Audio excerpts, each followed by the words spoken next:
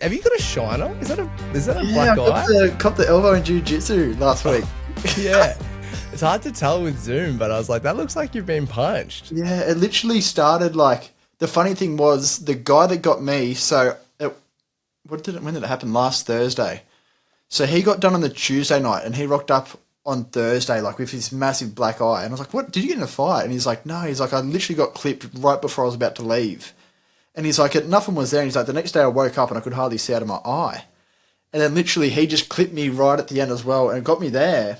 And it's literally just like kept moving around, or like every day it just gets like further into my eye. Yeah, it looks like a good one. Yeah, yeah, it got me It's tough. a Yeah. little bit. Yeah. Yeah, it's badass, man. What have you been up to? Oh, not a hell of a lot, man. Just like, just doing 75 hard. Me and Tay's nearly finished. I missed a couple of days, so I got like another 20 days to go. And then like I've been looking at doing the tradie stuff a bit more, so just like mentoring tradies and stuff like that. So just really been trying to dive into that sort of side of business, and it's been fun, but it's just like you said, like when you start up anything new, it's just time Oh, it consuming. sucks. Yeah, Yeah, there's fun of it, but it's hard work. Dude, you know what's funny? I literally wrote down first thing that I wanted to talk to you about was, do you remember when I spoke to you in was it Sydney or Queensland when we met that time? yeah, down in Goldie or whatever. Yeah, yeah. Yeah, you said to me back then when you did 75 hard, that changed your life. And I was actually going to ask you about that. So Yeah. you've decided to now do it again. Yeah, this is like probably the fourth time I'm doing it. Like I love it. Like What it's is just it about it? Like just the consistency of sticking to it, or? yeah, it's the consistency, and then it's like I don't know. I love the routine of it as well. Like it's just doing it over and over, and it's one of those things. Like even though like I pretty much live my life to that standard now. Like I'm working out all the time, the reading and everything, but it's like as soon as you just miss one little thing, it start like because the reason I had to start over again this time was because I missed a photo on day 20 or whatever. And it's like Yes. that's the most simplest thing, but it's like you can't miss. It's just all about like small, obtainable little tasks. Really, is what I like Because about it. what is it? You got to train twice a day. One of them's got to be outside. Yep, Oh, you explain it. I'm going to cook 3.8 it. liters of water, How and much? then Sorry, 3.8. liters. Yep. Yeah, okay. All right, let's do. Um, I can do that one. then 10 pages of reading a day, and no sweets or treats. No alcohol, and then like you just got to stay on your choice of diet. So like we just do whole like healthy eating really. Yeah. And then yeah, got to take a progress photo every day. Two. Do you got to? How long do the workouts have to be, or is it just any? Doesn't They matter. just got to be 40 minimum of 45. Fuck. That's a hard thing to do for 75 days. I think people don't give that enough credit. Mate, the first time I done it, like I said, that's the reason why I say it changed my life. Like the first time I done it, I was shook. Like it cooked me big time. Like whereas now, like obviously I'm used to doing that sort of amount of training, but the first time I done it, I was ratchet after like day 10, day 15, I was like proper cooked. Do you feel like if you're training twice a day for 45 though, you're not actually getting better? Like that's a lot of activity. I guess you'd have like ones that are easier and ones that Yeah, are harder. that's the thing. You got to really. I've found this time I've gotten a lot better from the start to finish because I've actually put in adding like yoga and stuff as workouts rather than doing like the first time I done it, everything was a hard workout for me, and I got to a stage where it was just like you're pretty much injured. You're not getting any better Yeah. at anything, and then like, but no, this time I found just like even I think it's every Sunday arvo I do like a yoga as a 45-minute workout, and then I think it's every Wednesday arvo I do so like just two rest ones, and then I might add in like a couple of walks as well. So it's probably like 4 workouts throughout the week. 4 out of the 14 are pretty easy-ish. Yeah, you would have to, because if you're sending it for two lots of 45 every day for 75 days, surely you're coming out of that Mate, not good. like when I first started, like that was when I pretty much first started running and everything, and my body was just shot. I was like proper cooked. I was cooked like all the time. Yeah, your body just can't keep up with it for 75 days. Because that was the first thing from I might have butchered this because this was years ago, but I remember you saying it was 75 hard, then Mount Cosy. That was kind of like your endurance journey, wasn't it? Yeah, so I went like 75 hard, And then there's this section of 75 hard that like can go, it's called life hard. So it's like over the span of a year. So you do like 75 hard, then there's like a phase 1, which is 30 days, and it like adds in a 5-minute cold shower, 10 minutes of visualization, and then you got to pick every morning 3 critical tasks that you want to get done for the day, no matter what. So it's like, that's like the next step up of that. And then you got to have like a mandatory 30 days where you're not actually saying you're doing the challenge. So like it's inviting old habits back in. Yeah, yep. And then you can then start to do phase 2, which is just like 30 days of normal 75 hard. And then after that, then you've got the rest of that year until it's like your 1-year anniversary where you sort of don't say you're doing 75 hard. So it's like inviting the habits back in. But then the last one's everything, like all the harder ones added on. Plus you got to speak to a stranger for 5 minutes every day and do a random act of kindness every day. For how long? For this 75 days or for the whole? Oh, that's for 30 days, that last bit, like just leading up to your 1 year. Whoa. Wait, so this goes for a whole year? So like, yeah, well. I'm so you've lost me. Yeah, I've lost you. So there's like the 75 days. Yeah. And then there's like a phase 1, which goes for 30 days. On top of the 75. Yeah, yep. So like you can decide when you want to do that. And then you have 30 days off, like which is like a mandatory 30 days gap you've got to have between phase 1 and phase 2. And then phase 2 is just 30 days of normal 75 hard. And then after you do phase 2, then there's phase 3, but you're not allowed to start that until you're 30 days away from your 1-year anniversary. Dude, is this guy like, who is this? Do you know, like, where do people find this person? I've got no idea how this thing started. Like, I just saw people posting on Instagram, 75 hard, 75 hard. And then there's like a full course, it looks like. Well, yeah, so Andy Frisella, the guy that done it, well, he started it. So he's like a big business guru. That's when we were over in America, we went to his factory. Yeah. Oh, they've got like this nutrition company called First Form.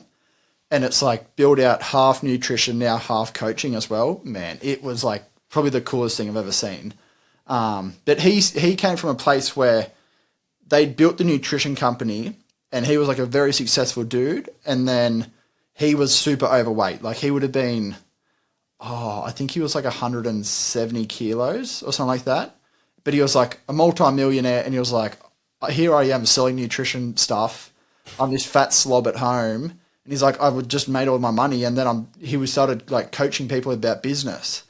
And then he was like, I just had a like real hard look at myself and was like, I want to do this challenge over 75 days of like losing weight. And then he was like, I also realized like a lot of my life I'd read and then like added just everything in of what he'd done for those 75 days where he had a big transformation of his like fitness. But then everyone just took that and ran like and made it like a mental toughness challenge. Crazy. Yeah, but now there's like millions and millions of people that have done it. Yeah, and now obviously he's probably monetized even more. Like, do you pay for this thing or is it No, just free? no, that's completely free. The only thing I think he's like started to bring out like an app that you can track it on now that you pay for, but other than that, it's completely free.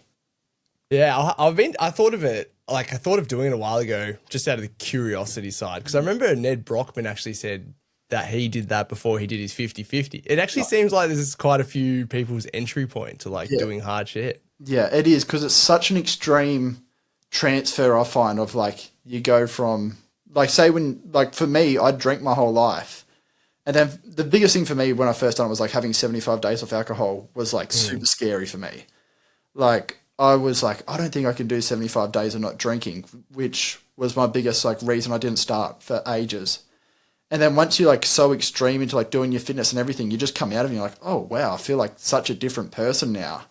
And then I think you just want to do more extreme things after it. Yeah, and I think 75 days is enough that like you do actually change some serious shit. Like you know, you can kind of gut it for 20, 30 days, but 75 that's a decent amount. And the biggest thing is like over the 75 days, you don't notice like how much you change. And then when I found that like once I went to drink like 2 weeks after I finished it the first time. And I probably had like 4 or 5 beers and I was like, oh, like I don't feel that good drinking anymore. Like, but like, and that's the thing, like I chopped and changed. And then like, even after that, I went 2 years not drinking. And like now I still drink now every once in a while, but it's like one of those things like I just realized how much better I felt not drinking and doing little bits and pieces like that. So, yeah, it's crazy how much of an effect it does have overall. Yeah, and then you've double dipped it the 2 years later or whatever it is. Like, Yeah. Yeah. yeah, yeah, nice. So what you did 75 hard, and then you went, because I remember in our last chat that we had, you were like, I did 75 hard, it completely changed my life. And then that's when I went and started doing like running and stuff at the time. Was that right? Yeah, pretty much. There was a little oval just down the road, and that was one of my 45-minute workouts. I would just like do laps around the oval. And like before that, I played like rugby league growing up and stuff like that, but that was like my proper introduction to running. So I would just like go down to the oval and just do, it was like a 510-meter oval it was, and I just do laps around that for 45 minutes. And then I started doing that a bit more, and then I think my transformation sort of after that was, I think one of my mates told me to get a bike, and he's like, oh, his family, like, and no one really rides around where I was from. And he's like, oh, my family, like, do a bit of bike riding. If you want to get a bike and come for a bike ride with us. And I was like, oh, yeah, may as well. Like, I'm trying to get a bit fitter, and at least that'll be a 45-minute workout as well once I do that. And then I was like, oh, well, now I'm running and I've got a bike. I may as well do a triathlon. And then, yeah, that's sort of, I'd done the like a half Ironman, and then I'd done the 100K at Kosciuszko, and then, yeah, just went from there pretty much. But you weren't really running before you did Cosy, like besides 75 hard, were you? Nah, like the furthest I'd ran before I'd done the 100K at Kosciuszko was half marathon. Oh, I learned a lot of lessons that day. oh man. Wow, here I am thinking I'm a mad dog because I did like 13 or 14 Ks before I did a Mara, but that's another level. That was a funny thing, like when I started, like when I signed up for it, someone's like, oh, what? And I'm like, oh, I'm doing a 100K. And they're like, oh, like, so you've done a few marathons and that? And I'm like, nah. And they're like, oh, so like, have you done, like, what running have you done? I'm like, oh, I've done a half marathon. And everyone like would just like stop and go real silent for a fair bit. And they're like, oh, okay. Man, it's like it's overconfidence and ignorance, but also like there's so much amazing stuff to it. But God, once you've done it, I reckon you realize you're like, fuck, that was pretty rough. Yeah, like I got to about, I honestly reckon it wouldn't have been like maybe 40K, 45K. And my knees were like thrashed. And it was so weird. Like, so that stage of like 40 to 45 to about 65, I was like proper hurting. My knees were just proper cooked. And then I got in there and they're actually doing a sausage sizzle at that checkpoint. And I had a sausage sizzle, and I was like, I just feel like a million times better now. And I just started running again. And that was what picked me up out of the grave, a good old sausage sizzle with tomato sauce. Were you feeling like well? Did you know what you were doing well? Or? Not really, no. Oh man, that's crazy. I had Canadian maple syrup was the go-to. I just had a jar of that. Like everyone's like, oh, you can get carbs from that. So I just like have that in my. Didn't even have like a proper running vest. I just had like a Yamaha motorbike backpack that I ran with. So it was that. And then, but yeah, that year got snow and everything. So I like packed like this big jumper and everything, and I got a K in, and I was like sweating bullets. So then I was like running with a jumper like tied over me, and the first checkpoint that I could hair my stuff off was like 33K in. So I was running with like jackets and everything, and it was a lot of learnings that day, but it was one of those days that it was probably the biggest day that I look back to now. It's like such a massive turning point in my life. I don't think if I had done that day, I wouldn't have done a lot more in my life as well. Yeah, it's like those massive things where you don't even realize sometimes that you're actually breaking through such an intense barrier. They're so good. They're so good. And that's why there's the whole side of looking at it like, well, you can injure yourself, definitely. But then at the same time, like sometimes it's just worth the risk. Yeah, it's funny. Like I like obviously we went down under where Geordie done the down under 135, and man, there were some people in some sites down there, but like it's all about, obviously you don't want to push yourself to injury, but I feel like everyone when they push themselves to that boundary of like, oh, this is where it's starting to get pretty tough. I feel like we sort of do, and like I said, I've probably got a different view to it. A lot more people now, since I've stepped away from that ultra endurance space over the last sort of year. Whereas like I'm just training to be fit and everything, but I'm like, don't injure yourself, but definitely push yourself to that breaking point where you're like, all right, this is where it definitely is at, because that's where the magic is. Like when you sort of really ask yourself those tough questions, and Yeah. you find out where that boundary is. And that's the thing. Like you look at, like, even for example, Geordie leaving that event, like he was pretty heartbroken about like not finishing it. But then to see what he then done like the last 2 to 3 months after that, he's just taking his whole running game and everything to like a whole new level. And that's like the real power of like finding where your breaking point is, and then knowing where you got to work, what you've got to work on as well. Yeah, I think for him as well, a bit of context for anyone who actually listens to this. So Layne and I Layne was on the support crew. I was doing a doco for a bloke named Jordan. Jordan was thought he was going to win it, didn't he? And good on him for having the confidence to say that. But yeah, I think he got humbled pretty quick by the sound of it. Yeah, it was very like, that's the funny thing, because I got to the checkpoint and like I said, I had full belief that he was going to win as well, because Geordie, like even at the last one that he just done at Mount Cootha, done the Guzzler, the 100K there, like he's a very good runner. And I think it's just like not knowing the terrain that he went down through there, and that's what a lot of people said, because I said, oh, I think it was the third checkpoint. I was talking to a couple of guys there, and they were supporting another runner as well. And they're like, oh, who are you crewing? And I'm like, oh, Geordie Nux. I'm like, one of my mates thinks you should be a fair chance at winning it. And we're like, oh, has he done it before? And I'm like, oh, no, it's his first time. They're like, mate, no one comes here and even finishes this race, let alone wins it first time. And that's when I was like, oh, you're serious? They're like, mate, no, you don't know what like these, like the national park has entailed for you until you actually do it once at least. And yeah, Geordie learnt the hard way. Yeah, it was crazy seeing people just unravel, and like even people that had tons of experience, they were getting destroyed. It's actually crazy when you really think about it, right? Like these are the best of Oz going out to do this this run, and they're all not finishing. But that's so wild to think about. Well, that was the biggest mind blow, like for me, was when like Ryan Crawford pulled out at 85K or something like that, and I was like, oh shit, like that's saying something. So there's just different levels to stuff like that, and I think that one, I think if it had been like an open trail race, I think it's very different. But going actually through the bush where it wasn't like, it was literally just markings on a tree straight through the bush. I think that really messed with a lot of people mentally as well. Yeah. Did you stay with him the whole time? Yeah. We had the juicy van, the back van loaded up. When did he start to unravel? He was.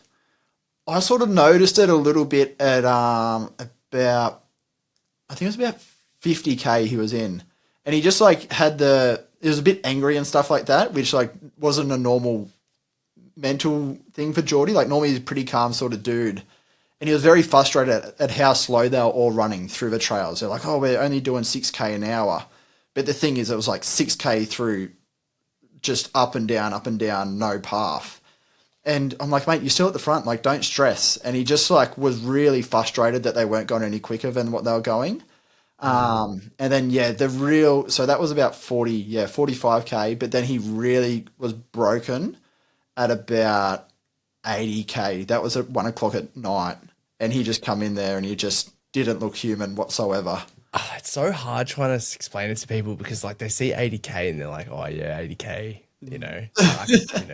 You just went and did 22. Went from 22 to 100. You know what I mean? And these guys, like best of the best, are broken at like 50, 40. Like it's nuts. Yeah, well, the leader of the race had to pull out at 60K because he had some condition, like his breathing wasn't right and stuff like that. So there was plenty of people that had to pull the pin way earlier than you would have thought. Did you suffer when you did the 100, or did you reckon you took it pretty well? Like I said, the worst bit for me was 45 to 65K. Like there was a lot of suffering there. And then I'm a bit like, well, for anyone who doesn't know who I am, I love to talk. So over that event, I just ended up buddying up next to people, and I would just always try to stay next to someone and just talk the whole time. So I actually found that me talking just took away from my suffering a lot. Like I love to talk. I met so many like lifelong friends on that course. People till today, like there's one of my good mates, Nate. He's over in Europe currently doing cycling all through Europe for like 3 months, just like him and a bike, camping anywhere and like just keeping in touch with people like that. It's so cool. But yeah, I wouldn't say like, don't get me wrong. I learned a lot of lessons, like hard lessons that day. I wouldn't say it was a walk in the park, but I sort of walked away and I was like, oh, that actually wasn't as bad as I sort of thought it was, which is quite surprising as well. And is that what that moment where you're like, I can do more? Is that what led you to come up with the idea for the 36 half Ironmans? Yeah, that was a big catalyst for me. So like I sort of done that in halfway through December of 2022, I think it was. I might have been 21, whatever. I think 21 at the end of December 21. And then I came up with the ideas for the 36 half Ironmans on the 5th of January. So like 2-3 weeks after it. I was like, that's quick. Yeah. I was like, oh, what's the next challenge for me to sort of do? And then, it was one of those things I sort of started putting it out there and I ended up getting a coach and I spoke to him and I said, oh, well, what do you sort of think? And he's like, I don't really know how to coach you for that. He's like, but you can just try and do it. And, we sort of set the date for the 1st of September. So it gave me about 7 months worth of like full training that was actually that training was hard. Because the thing about doing tries as well is like you just have to do so many different things all the time because you so many like doing the 3 disciplines it's kind of a niggly thing to train for because you got to do so much volume. Yeah, and I think the biggest thing for me was, in all honesty, I don't like swimming. Like actually, I hate swimming. I despise the swimming, and then cycling for me, I don't mind it, but I wouldn't say I love it. So it was like running was the only thing I actually enjoyed doing out of like the 25 hours of training I was doing a week. And that might have accounted for maybe 8 hours of worth of the training. So like a lot of the time you just sit on the bike inside on a trainer for 3 hours, 4 hours with a fan in front of your face trying to watch a movie or something like that. That's honestly like what a lot of the training was, just like like trying to get tired legs. And then it was like forcing yourself to do like double runs on a Sunday. So you'd go and run first thing on a Sunday morning for like 15 to 20K and then go back out on a Sunday arvo and do, another 15 to 20K in the heat. So those sessions that I done that year were a lot, like built a lot of characteristic for me just to be like, oh, I've done all this hard training. That was when I really realized like you're doing all this hard work, like make it happen now.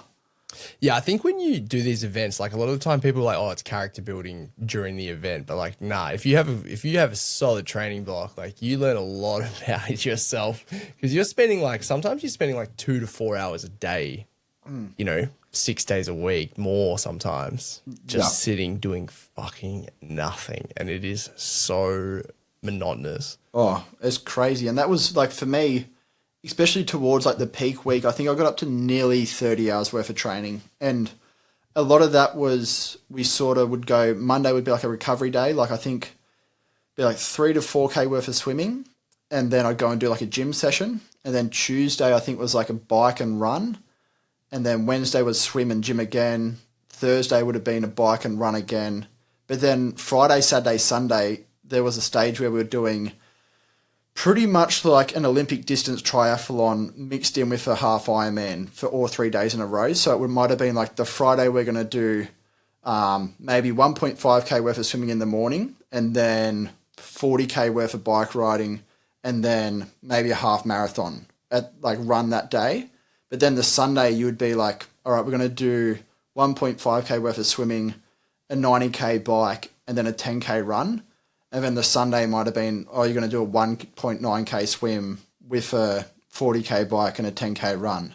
So, like, it was pretty much, even though, like, it might say you're doing those for, like, 3 to 4 hours of training a day, but it was like, all right, you go from the swim, then you're driving to the pool, back from the pool, eating, then you get ready to go for the run, the bike, whatever it is. Like, it was just a lot of time committed to that. Like, and it just, once you do that, you're like, all right, the event actually...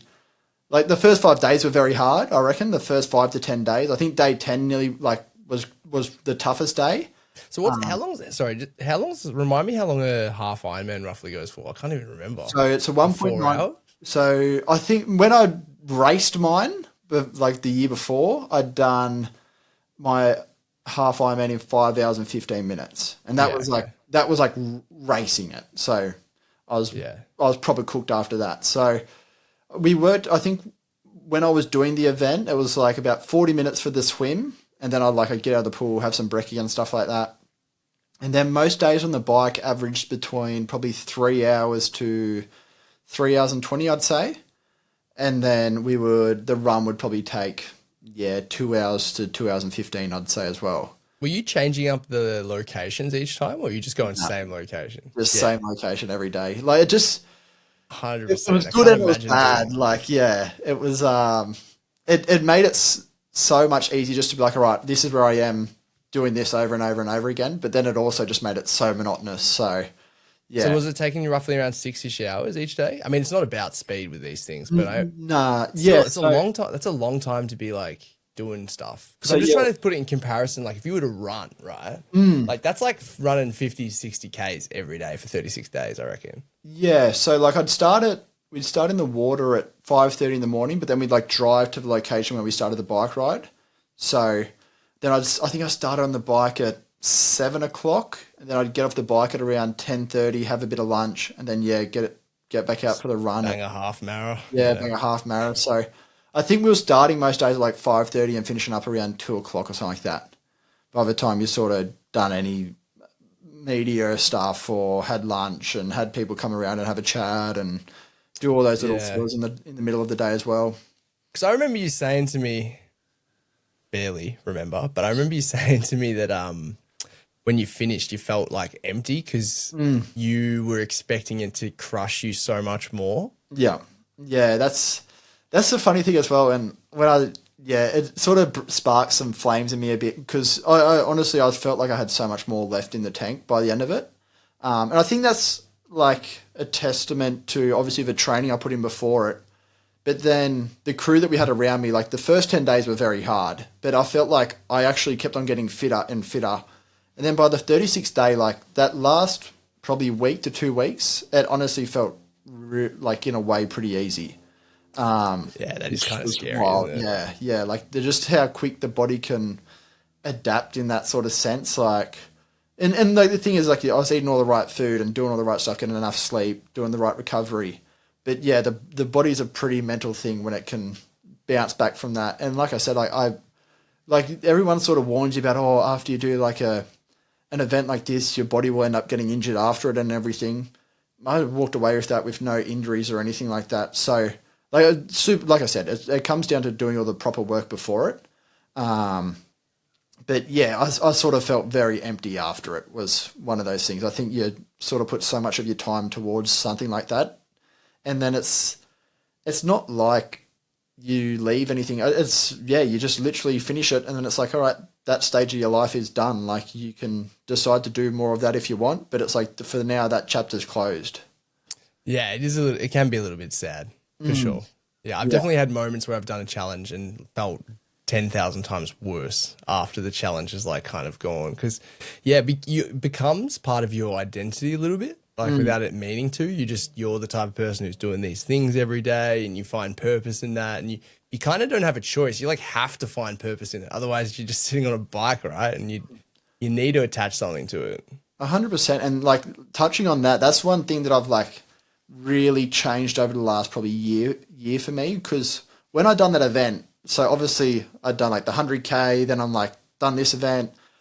And in my head, I'm like, where's the finish line for me? Like, honestly, I could probably do anything I wanted to now. And then everyone else starts planting that seed for you as well. It's like, what's next? What are you going to do? Like, you could probably do like 200-mile runs or you could do whatever. And I'm like, yeah, I could probably do that.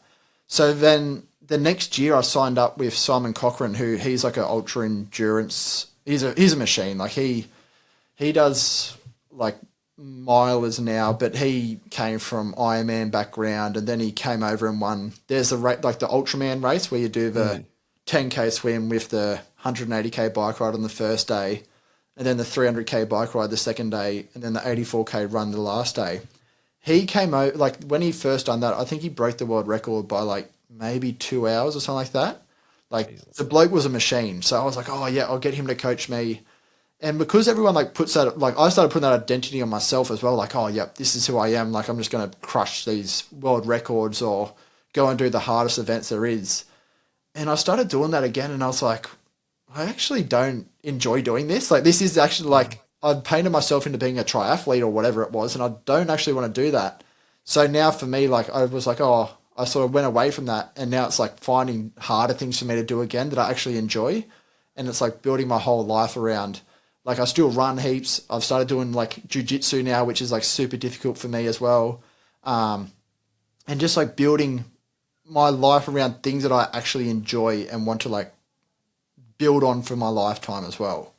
Yeah, rather than this like acute one-off experience that you just keep raising the bar and you're not even sure if you're raising it for yourself or if you're raising it for other people. Yeah, Yeah. 100%. Like, it's so hard to know. Like, once you get known as that person, I think, because everyone's just like, oh, that's Layne, that's what he does, and it's like, maybe I didn't want to actually paint myself into that picture at one stage. So, yeah, Yeah, it's very hard. sometimes it's hard like separating the why behind the like activity. So like, one of the reasons you might have done that run or that challenge in the first place is because you wanted to find out what you're capable of. But you can find out what you're capable of every day doing small little incremental things. It's just not doesn't sound as sexy being like, yeah, I just put myself slightly uncomfortable every day versus I ran 100 Ks.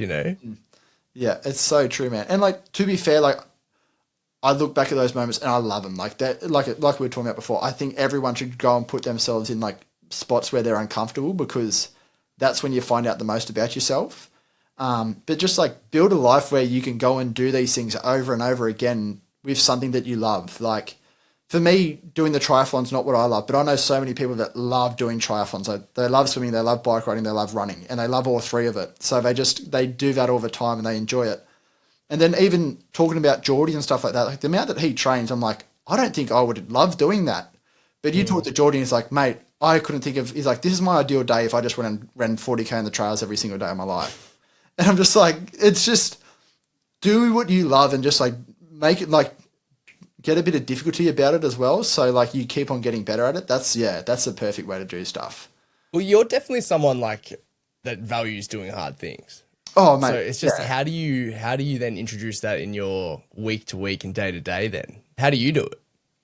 Me, like I said, I just try and pick stuff that I love. Like for me, the jujitsu has been like ultimately just really Super humbling. super humbling Yeah. task. Like, and You that's the get thing. bashed by little nerdy guys. Little nerdy guys, 14-year-old boys, just yeah, they Yeah. take full advantage of me. So it's really cool to see, and I love how the ego just gets dropped in that straight away. Like, I come in there, I'm like, oh, I played rugby league my whole life. I'm pretty fit. I do a lot of running, and then it's like no one cares in there. It's like if you are literally back to square zero, like you've got to work the whole way through and really just like learn from everyone again. So like doing stuff like that for me, and then it's also just like where people want to take their life as well. I know everyone's not driven to be successful or business wise.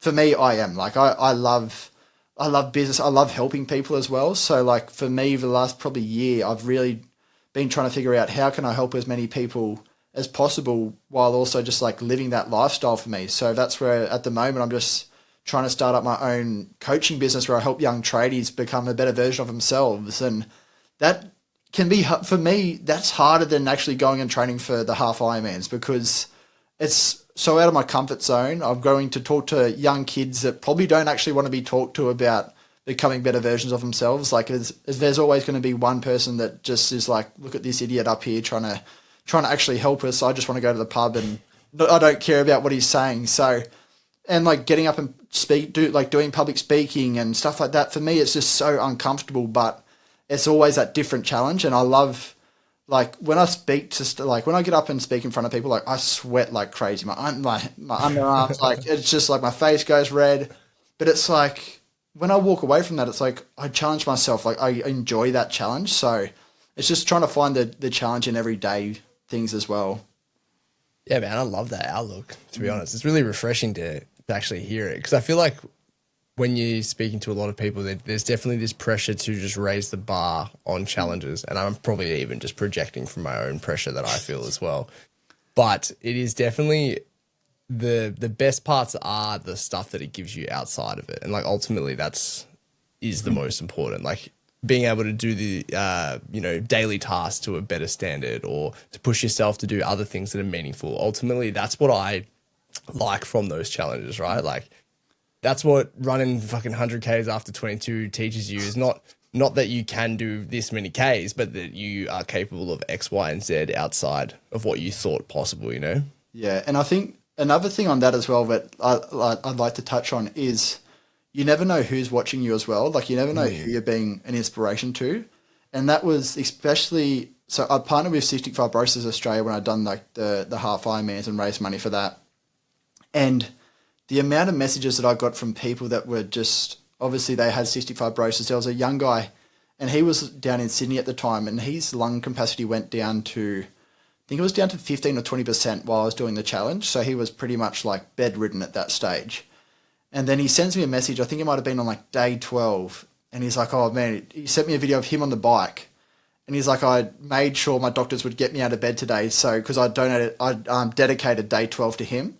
And he's like, I wanted to ride like 10K. And they had like the machines and everything rigged up to him while he's still like, it was so inspiring.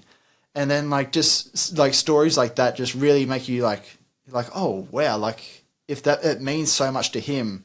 But like here I am like thinking, oh yeah, like it's really cool for me to go and do these events. But it's like, it's so much more meaningful when you can inspire other people. And like, you never know who's watching. Like the coolest thing about that event was so many people done their first half Ironman or their first swim or their first, like Geordie was the perfect example of that. He'd never swum in his life. And then he was like, oh, but I want to come and do like a half Ironman when you're doing your half Ironmans. So the last, I think it was the third last day, he's like, oh, I'm going to come and swim. And he got there like half an hour before us. And he still didn't swim the 1.9K because he just like didn't really know how to swim. And then, so the next day he came and he's like, I'm going to get there 45 minutes before you. So he jumped in the pool and he ended up doing the 1.9K swim over, like it took him over an hour and a bit, but he still got the 1.9K swim and then done the bike ride and the run. And like for him, like that was just such a mental barrier. He was just like, so like he just didn't want to swim. He just had this fear of drowning his whole life. And then to see him go and do that was awesome. And then like to see people do their half marathon, like my sister, she actually done a half Ironman and had never trained swimming, bike riding or running. Like just to see how much effect that has on people. And like like I said, you never know who you can have that change on. Oh yeah, 100. Yeah, that's sick. That is. I didn't know. So was Jordan into fitness back then? Yeah. So he was still like doing lots of running and stuff like that, but it was just like the fear of swimming for him was just like he'd never swam or anything. So he was still doing lots of running. He was actually getting his ACL reconstructed at that stage, so he's just about to go in for an ACL reconstruction. And yeah, like different people just took to that challenge, and that was probably my proudest thing that I walked away from that challenge with, like how much it changed the community around me. You sound like you've done a lot of deep work on what's important to you and what's not. Yeah, I could say, yeah.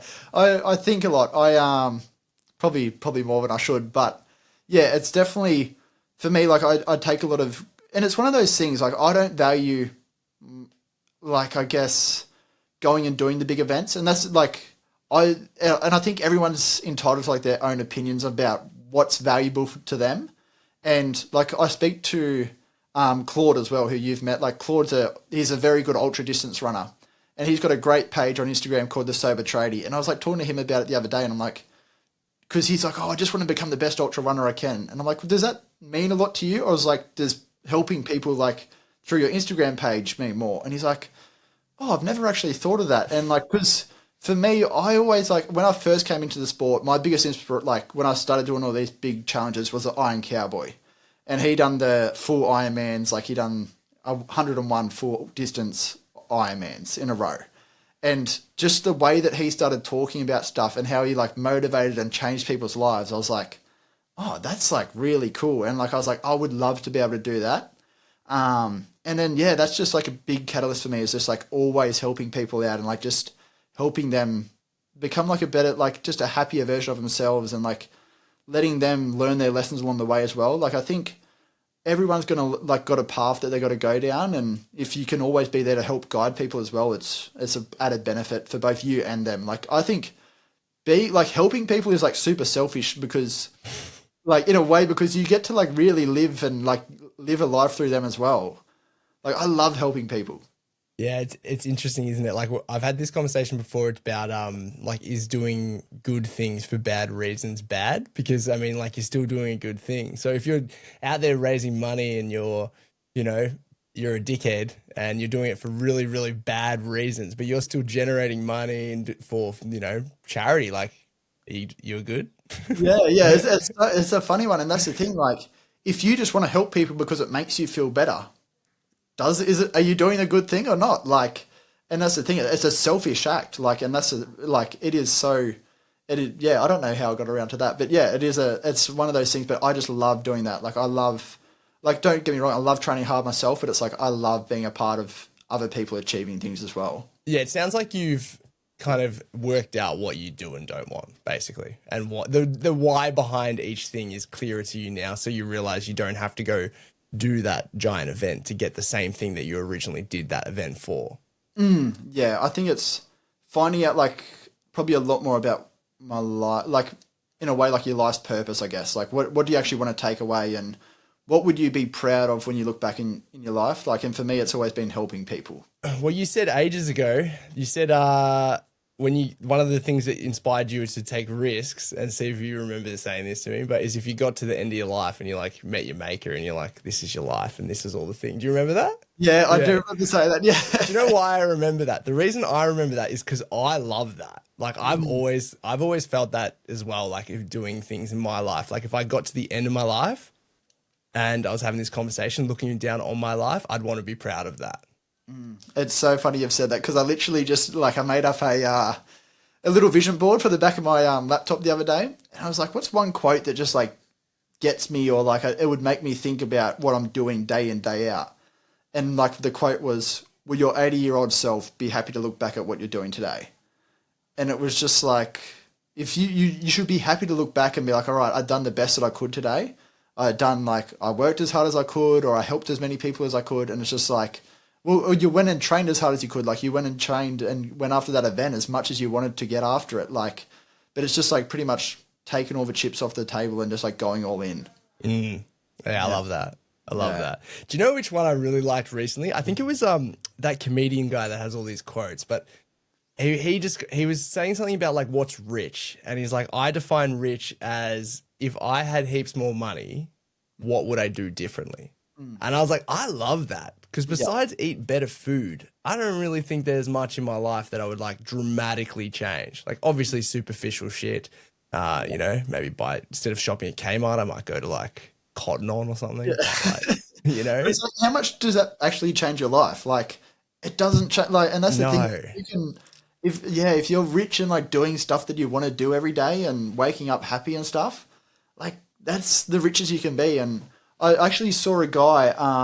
He actually made the company called Loom that like does when you screen record. Oh yeah, I know Loom. In the screen, and he sold it for $995 million. And he put up a post like a couple of weeks ago, whatever it was, on X, and he like pretty much no one had heard from him once he sold the company. And he was like, "This year has been the most miserable year of my life because I've had no purpose." Of like, he's like, that business was like my purpose. He's like, I love chasing after that business, and he's like, I've really struggled without having a clear purpose.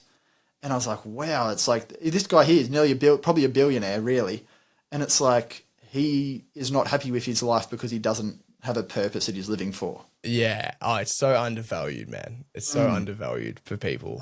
I don't know how, if I lost chasing the business, I would be just, I don't even know what I'd do. Yeah. I'd have to rebuild from ground up again, trying to think. Like it would be hard. But I think that's what the such a damaging thing sometimes when you do the challenges, because you just attach so much purpose to this like 12 months of your life, and then it's literally just gone, taken from you instantly. And then you're just some peasant doing normal 45-minute weights training again. Yeah, you're sitting around the next week going, what do I do now? Literally. You're just sitting there like, oh, I'm training. What's the fucking point? It is hard to find the point of training again after a challenge. I've always found that very, very difficult. Yeah, it is. And it's like, that's the thing, like, especially once you attach yourself to that as well. You're like, oh, this is what I do. I love doing this. And you're like, oh, what event am I training for, or why am I doing this? And and that's the big thing about like you do see a lot of people go and do a big event that probably is too big for them, and if they do get injured or whatever it is, a lot of them just their life takes a completely different turn because they have like been used to it, but then they sort of really go on that other path where it's like, oh, it's not for me sort of path.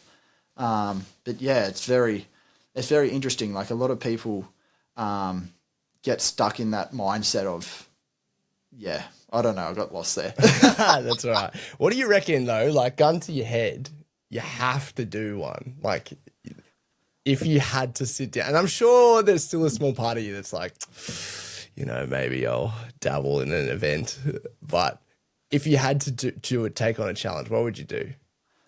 Oh man, no, don't get me wrong. I still think of events all the time. One that I really like the look of is, like something like a 200 miler and stuff like that. It does sort of really intrigue me still. That we done last year, we went up to, it was Unreasonable East. We went up to Cairns and one of my mates, he done the 100 mile up there. But they sort of they done a 100 mile and a 200 mile race up there. And it was awesome because they gave everyone, I think they gave the 200 mile people 120 hours to finish it. So it was like, if you wanted to sleep over the night, you could pretty much sleep and like you could still make it along the path. Like, so we got up there and when we started with Nick Carbone, he done the 100 mile race. All these 200 mile guys had already been gone for 60 hours. So like we got to like mingle with him on course. And there was one guy, he sat down and spoke to me for 2 hours in the middle of his race. Because it was like 3 o'clock in the morning. He goes, oh, honestly, man, I don't really want to go out and start running till the sun comes up. So we were just chilling around the fire. And I was like, oh, do you want to have a sleep? He's like, no, I'm not really tired. Like, and he would have been about 100, or probably 90 hours into his 200 miles at this stage. And he'd slept for about 3 hours all up. And we just sat around the fire talking for about 2.5 hours. And he was from Perth. He came over and was doing it by like completely solo. No one crewing him or anything. So I just like acted as a different part of his team. So I'd love to do an event like that that's a long one and sort of can build like a few relationships with people, I feel like. But then your guys right as well, the king of the hill.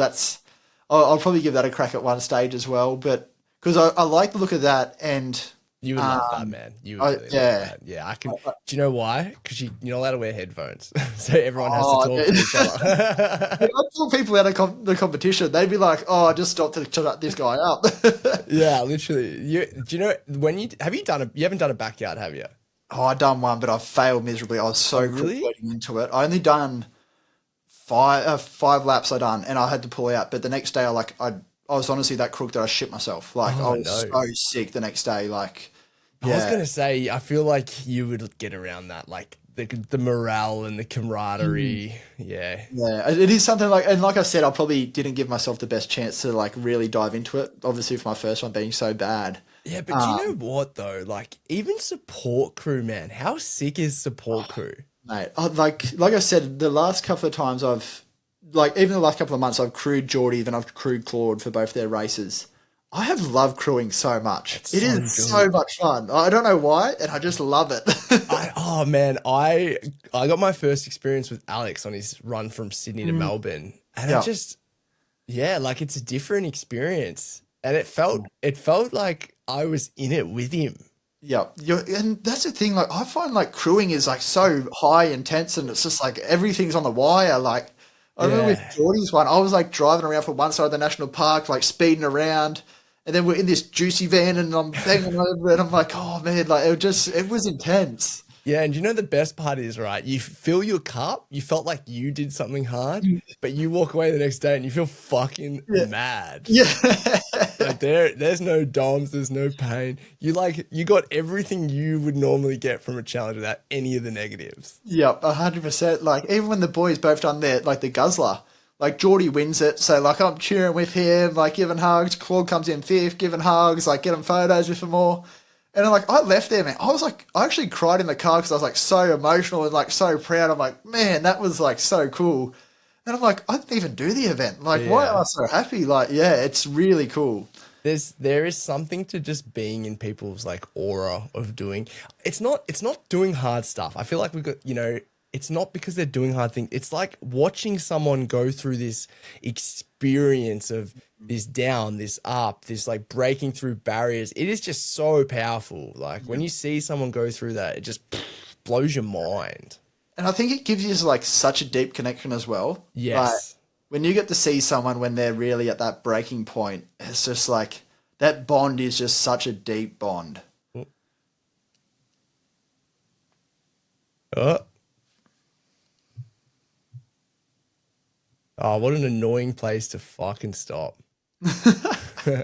Yeah, sorry, what were you saying when you see their bond?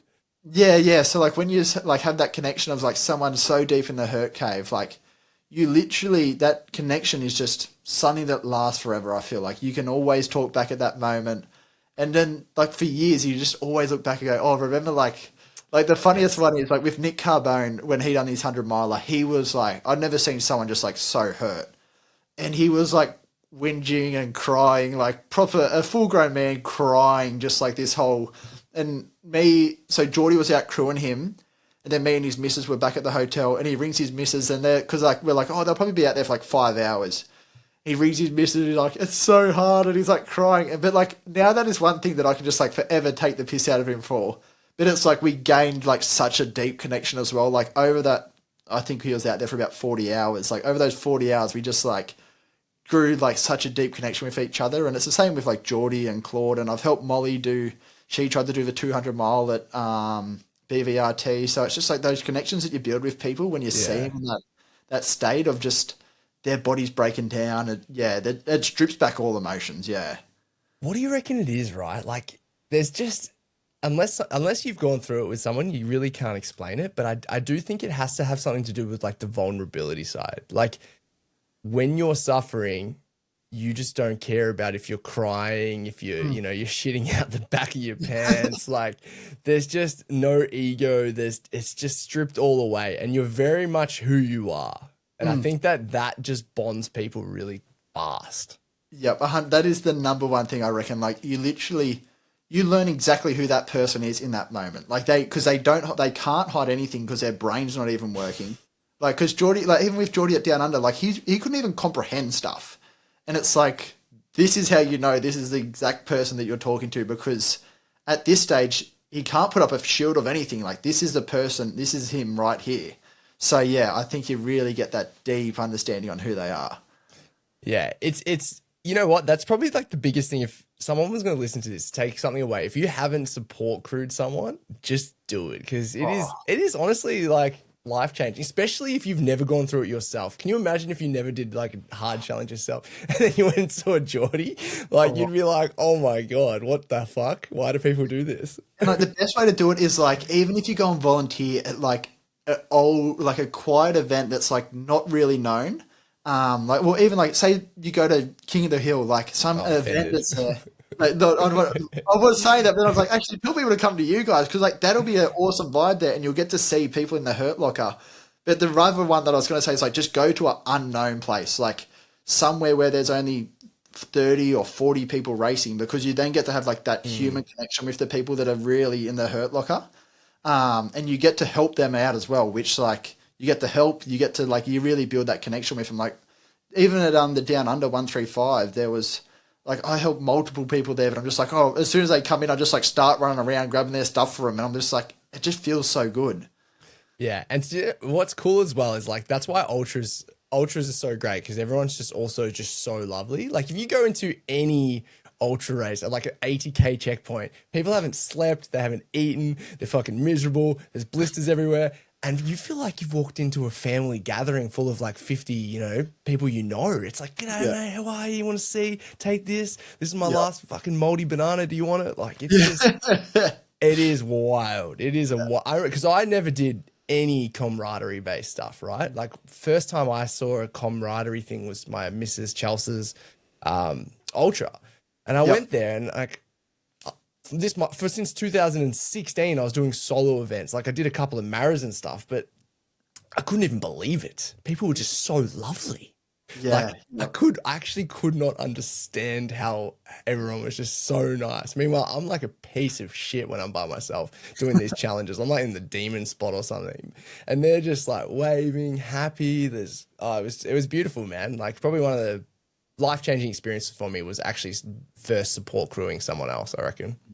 And then that's the thing as well. Like when you do so much by yourself, you become like a real solo person where you're like, oh fuck everyone else. Like I'm just going to get it done. Yeah. But it's like when you go to those events and like you really see like the people that win it, the people that come last, like everyone is just there. Like the guy who's going to win it, he would take his shirt off his back to help the guy coming last. Like Yeah. that's how it is. And it's like people don't care about what happens. Like to give you a perfect example of that, at the Guzzler, Geordie didn't cross the line first. He crossed the line second.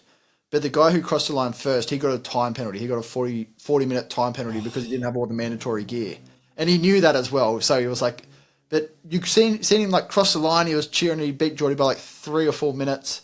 Comes in, like grabs his son, like runs over the finish line with his son. And we're like, oh mate, like you got a 40-minute time penalty. Like you don't win.